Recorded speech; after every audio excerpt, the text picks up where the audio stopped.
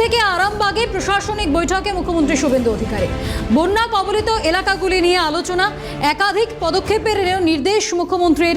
বৈঠকে উপস্থিত ছিলেন জেলার বিধায়ক, সাংসদ ও পুলিশ আধিকারিকেরা। আজ আমরা দেখেছি বন্যা কবলিত এলাকা নিজে পরিদর্শন করেছেন মুখ্যমন্ত্রী শুভেন্দু অধিকারী। আকাশপথে হেলিকপ্টারে করে গোটা এলাকা পরিদর্শন করেন। সবংয়ে প্রথমে সেই পরিদর্শনের কাজ তিনি সারেন, তারপর তিনি আরামবাগ পৌঁছন। সেখানেও প্রশাসনিক বৈঠকে বসেন মুখ্যমন্ত্রী শুভেন্দু অধিকারী। বন্যা কবলিত এলাকাগুলি নিয়ে আলোচনা করেন মুখ্যমন্ত্রী।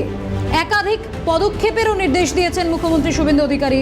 বৈঠকে উপস্থিত ছিলেন জেলার বিধায়ক, সাংসদ ও পুলিশ আধিকারিকেরা। সবং থেকে আরামবাগে প্রশাসনিক বৈঠকে মুখ্যমন্ত্রী শুভেন্দু অধিকারী একাধিক পদক্ষেপের নির্দেশ দিয়েছেন তিনি। সেখান থেকে বৈঠকে উপস্থিত ছিলেন জেলার বিধায়ক, সাংসদ ও পুলিশ আধিকারিকেরা। বন্যা কবলিত এলাকা পরিদর্শন করেছেন সবংয়ে মুখ্যমন্ত্রী শুভেন্দু অধিকারী। সেখানে একাধিক ঘোষণা করেছেন। বাড়ি তৈরি থেকে ত্রাণ সামগ্রী বিতরণ, প্রত্যেকটা বিষয়ে নজরে রাখছেন তিনি। সবংয়ের পরিদর্শন সেরেই তিনি আরামবাগে পৌঁছন। সেখানে প্রশাসনিক বৈঠকে বসেন। জেলার বিধায়ক, সাংসদ ও পুলিশ আধিকারিকদেরকে সঙ্গে নিয়ে একাধিক পদক্ষেপেরও নির্দেশ দিয়েছেন মুখ্যমন্ত্রী। এই মুহূর্তে সরাসরি রয়েছেন প্রতিনিধি মফিজুল ইসলাম। মফিজুল, আরামবাগে প্রশাসনিক বৈঠক মুখ্যমন্ত্রী শুভেন্দু অধিকারীর, ঠিক কোন কোন বিষয় উঠে এসেছে এই প্রশাসনিক বৈঠকে?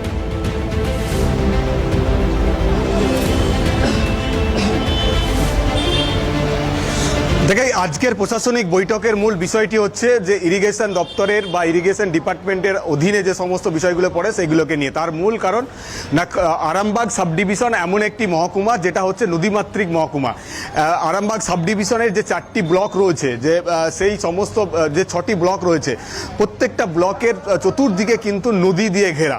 ফলে স্বাভাবিকভাবেই যখনই নদীর জলস্তর বাড়ে তখনই কিন্তু দেখা যায় যে আরামবাগ সাব ডিভিশনের একাধিক অঞ্চল কিন্তু প্লাবিত হয়। তার সব থেকে বেশি ক্ষতিগ্রস্ত হয় খানাকুলের 2টি ব্লক এবং পাশাপাশি আরামবাগের বিস্তীর্ণ এলাকা। ফলে এবারে যেহেতু এখনো পর্যন্ত দ্বারকেশ্বর নদী, মুন্ডেশ্বরী নদী, রূপনারায়ণ নদী, শিলাবতী নদী, এই নদীগুলোতে জলস্তর বাড়লেও নদীর জলস্তর কখনোই বাঁধ ছাপিয়ে এখনো পর্যন্ত উল্টো দিকে বেরিয়ে আসেনি। ফলে এই পরিস্থিতি তৈরি না হলেও যেহেতু বাঁধগুলোকে আরো মজবুত করতে হবে, কারণ অনেক সময় দেখা গেছে যে বাঁধ ভেঙে জল কিন্তু নদীর জল কিন্তু প্লাবিত করে বিভিন্ন গ্রামকে, গ্রাম ঘরের পর ঘর সব কিন্তু জলের তলায় চলে যায়। তাই এই পরিস্থিতি তৈরি হওয়ার আগেই রাজ্যের মুখ্যমন্ত্রী শুভেন্দু অধিকারী তিনি আরামবাগে এসে তিনি প্রশাসনিক বৈঠকের মধ্যে দিয়ে বন্যা প্রতিরোধের জন্য প্রয়োজনীয় পদক্ষেপ নেওয়ার নির্দেশ দিয়েছেন। ইতিমধ্যেই তুমি জানো যে ঘাটাল মাস্টার প্ল্যানের কথা তোমরা শুনেছো, তার পাশাপাশি এই সরকার আরামবাগ মাস্টার প্ল্যানের কথাও কিন্তু আলাদাভাবে বরাদ্দ করেছে। আজকের প্রশাসনিক বৈঠক থেকেও বলা হয়েছে যে আরামবাগ মাস্টার প্ল্যানের জন্য 1200 কোটি টাকা বরাদ্দ করা হয়েছে, যে কাজ আগামী ডিসেম্বরের মাস থেকে শুরু করে দেওয়া হবে। যেহেতু এখন বর্ষার সময় এই ধরনের বন্যা প্রতিরোধকমূলক মাস্টার প্ল্যানের কাজ করা সম্ভব নয়, তাই ডিসেম্বর মাস থেকেই 1200 কোটি টাকার বিনিময়ে আরামবাগ সাব ডিভিশনের বন্যা প্রতিরোধের জন্য এই মাস্টার প্ল্যানের কাজ সেটা কিন্তু শুরু হবে।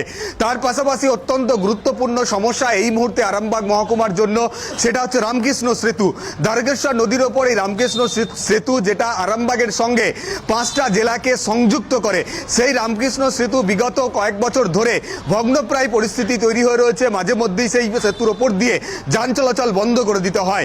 এই রামকৃষ্ণ সেতুকে সম্পূর্ণরূপে মেরামত করার জন্য সেটা কিন্তু আগামী অক্টোবরের পর থেকে কাজ শুরু করার নির্দেশ দেওয়া হয়েছে এবং তার জন্য 400 কোটি টাকা বরাদ্দ করা হচ্ছে। আজকের এই প্রশাসনিক বৈঠক থেকে মুখ্যমন্ত্রী সেটা কিন্তু জানিয়ে গিয়েছেন।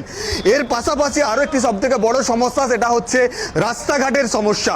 বিভিন্ন গ্রাম অঞ্চলে রাস্তাঘাট সব ভেঙে গিয়েছে, রাস্তাঘাট থেকে পিচ উঠে গিয়েছে, চলাচলের অযোগ্য তো হয়ে গিয়েছে। স্বাভাবিকভাবেই সেই সমস্ত রাস্তাঘাটের কাজ যাতে দ্রুত মেরামত করা যায়, সেই কাজ অক্টোবর মাস থেকেই শুরু করতে হবে। এই নির্দেশও কিন্তু আজকের প্রশাসনিক বৈঠক থেকে মুখ্যমন্ত্রী শুভেন্দু অধিকারী তিনি কিন্তু জানিয়ে গিয়েছেন। এর পাশাপাশি যেটা সেচ দপ্তরের যে আধিকারিকরা যারা ছিলেন তাদের কাছ থেকে জানতে চান যে আরামবাগ সাব ডিভিশনের যে সমস্ত নদীগুলো রয়েছে সেই নদীর বাঁধের পরিস্থিতি কেমন রয়েছে, বাঁধ মেরামতির কাজ সম্পূর্ণ আদৌ হয়েছে কিনা। সেচ দপ্তরের আধিকারিকদের তরফ থেকে আজকের প্রশাসনিক বৈঠকে যেটা জানানো হয়েছে যে তাদের সমস্ত এই বাঁধ মেরামতির কাজ সম্পূর্ণ হয়েছে, বর্ষার আসার আগেই সেই কাজ তারা সম্পূর্ণ করে দিয়েছে। ফলে নতুন করে বাঁধ ভাঙার কোনো আশঙ্কা এই মুহূর্তে সেচ দপ্তরের আধিকারিকরা তারা কিন্তু দেখছেন না। ফলে সেই জায়গা থেকে দাঁড়িয়ে একদিকে যেমন পূর্ব মেদিনীপুরের বিস্তীর্ণ এলাকা প্লাবিত হয়ে রয়েছে, সেই পরিস্থিতির মধ্যে দিয়ে বিগত কয়েকদিন টানা বর্ষণ হলেও নদীর জলস্তর বাড়লেও কিন্তু নদীর বাঁধ ভেঙে এখনো পর্যন্ত আরামবাগ সাব ডিভিশনের কোনো এলাকা কিন্তু প্লাবিত হয়নি। ফলে এই পরিস্থিতি যাতে পুরো বর্ষার সময় থাকে সেই নির্দেশই কিন্তু দেওয়া হয়েছে মুখ্যমন্ত্রীর তরফ থেকে, যাতে সব রকম পদক্ষেপ তারা কিন্তু করেন। অন্যদিকে আজকের এই প্রশাসনিক বৈঠকে স্বাভাবিকভাবেই প্রশাসনিক আধিকারিকদের পাশাপাশি সমস্ত জনপ্রতিনিধিরা তারাও উপস্থিত ছিলেন। যেহেতু আরামবাগ সাব ডিভিশনের 4টি যে বিধানসভা রয়েছে, 4টি বিধানসভা নির্বাচিত বিজেপির বিধায়করা তারাও উপস্থিত ছিলেন। তার পাশাপাশি আরামবাগের যিনি সাংসদ, তৃণমূলের সাংসদ মিতালি বাগ, তিনিও কিন্তু বৈঠকে উপস্থিত ছিলেন।